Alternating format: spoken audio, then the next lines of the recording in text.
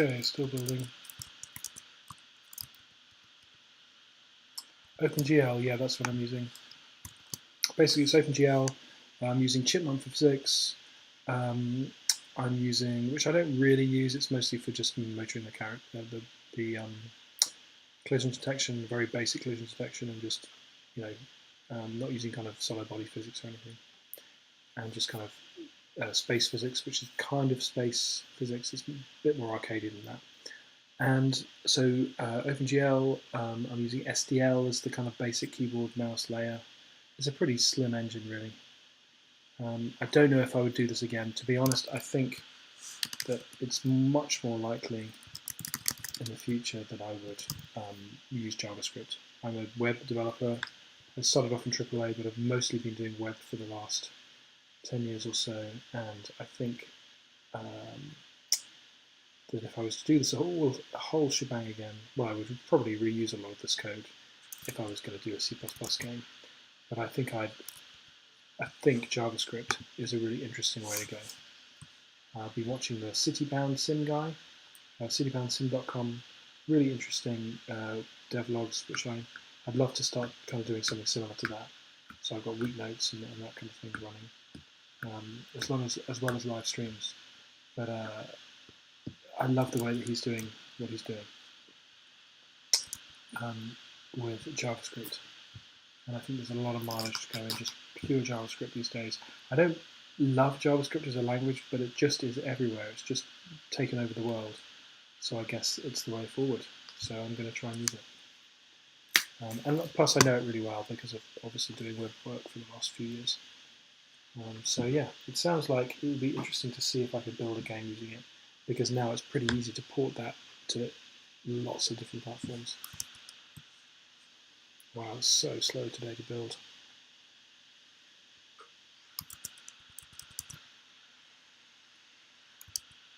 I think CocoaSplit is now really struggling because it was pretty much throwing the stream at Twitch in compressed before. Now it's obviously, that was killing Twitch, or my broadband provider was just killing it or whatever because of the upstream. But now it's having to encode it. It's taking a lot more CPU to compress it, so that's annoying. I can't do much about that though. I have to wait for it.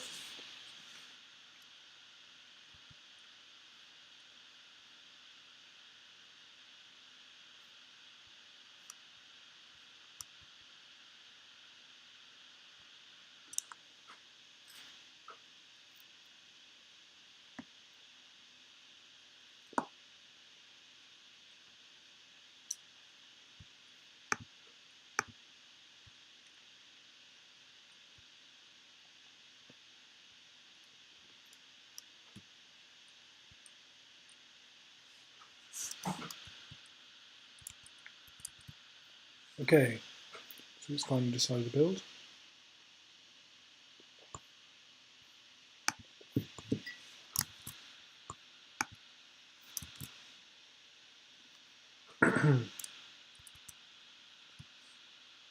It's running the tests, that's a good start.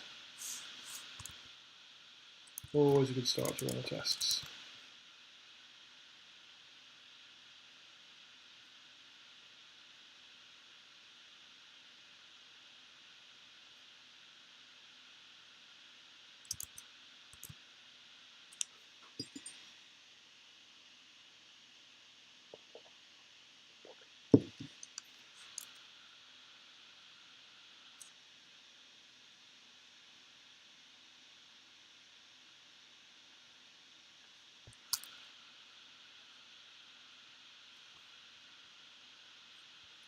Okay, so now we're into the game. So let's have a look and see what happens.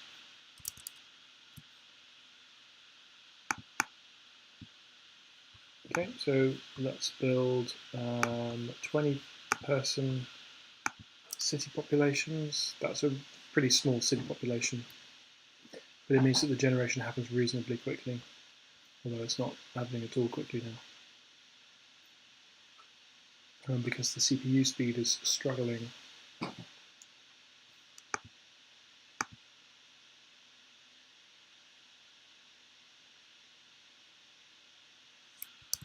But if it wasn't struggling, it would be happening quickly. We just have to set my web for that. Excuse me.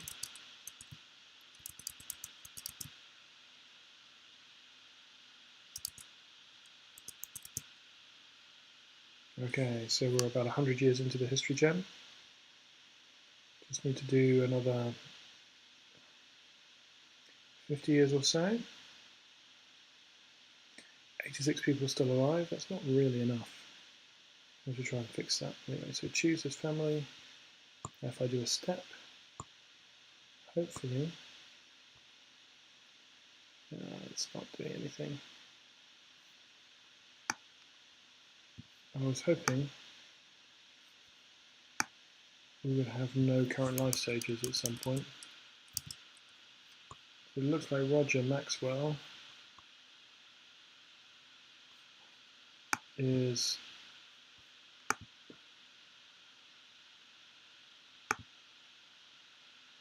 still making his choices for himself. I know why. I know why. The reason, switch back, I'll just switch back to the code. The reason is that we're doing the no current life stage check on the current year. Actually needs to be the following year, because we've already done the history for the one we were on. So actually, the other way of doing it, which probably makes more sense, is to simply do it first.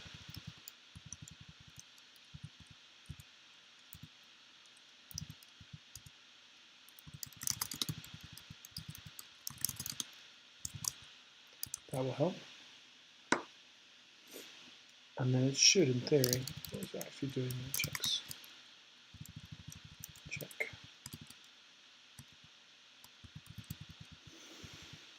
Right, it's clearing and then it's setting a bunch of, it's just adding a bunch of stuff, so that should be okay. Let's see what happens.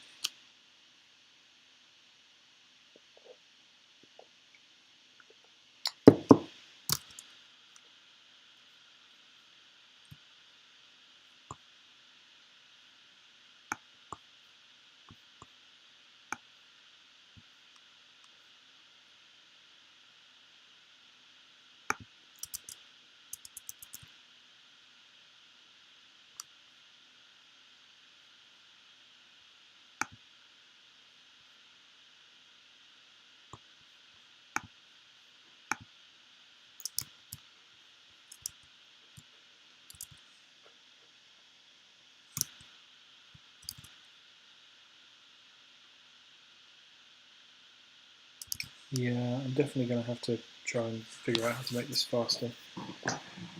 Probably just use a massively faster computer, I think, is the answer. Or maybe turn some stuff off on CounterTwist or something. A bit of a shame, I quite like all of the stuff I've got on.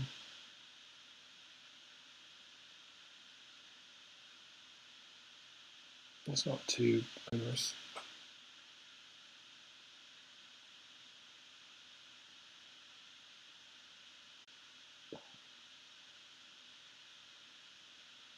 Just need a faster computer.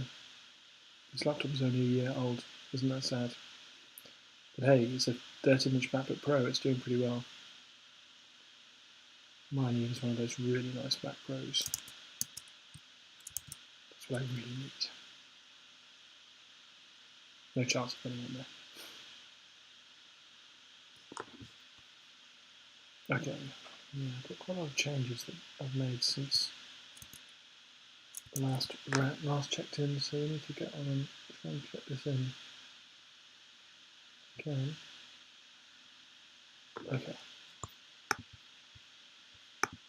Okay, start the generation. I'll just switch the screen over to that. There we go.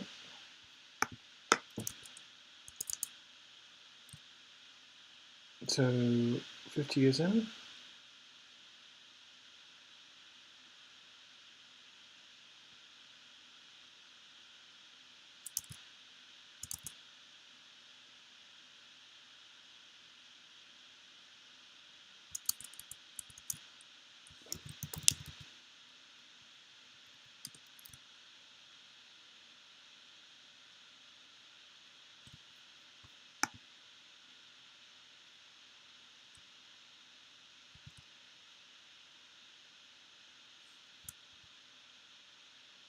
Still going.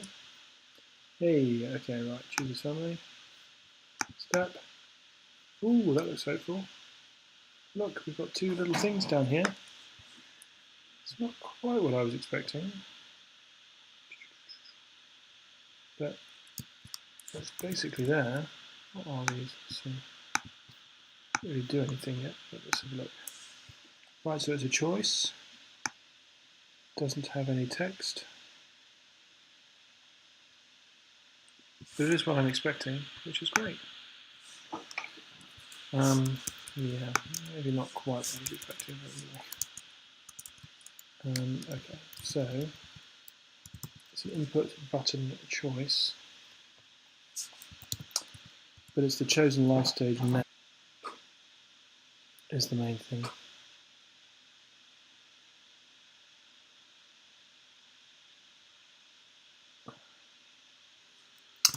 Yeah, I'm not sure about clearing the logs. I'm thinking out loud here. Maybe what we should do is just move them down a bit. So world gen R now. Maybe what I should do is pop this live stage thing here.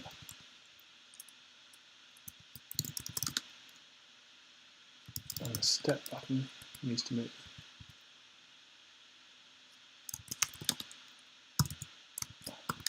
There we go. Let's pop the step button up here. I've never really liked the step button there.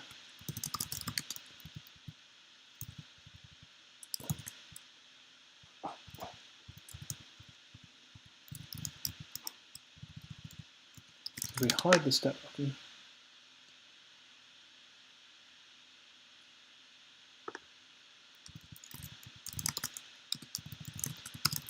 hide that by default. Don't clear it quite so quickly.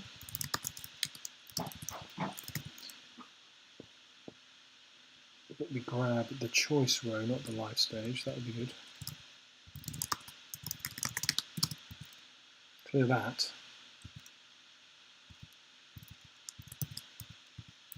Clear that row. Then that should be a bit better. But also, the chosen life stage name isn't necessarily any good. It just depends what the name is. For a newborn, a name is an infant. Maybe I need another method in life stage 4, probably returning a name that makes sense. Yeah.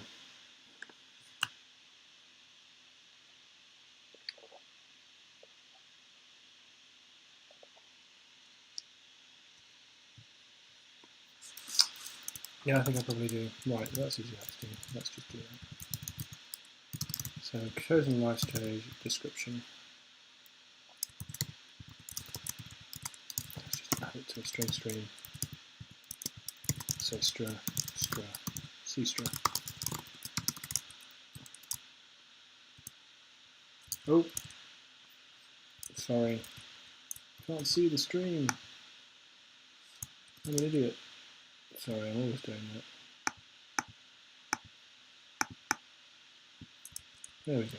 Now you can see the code. So I've kind of decided to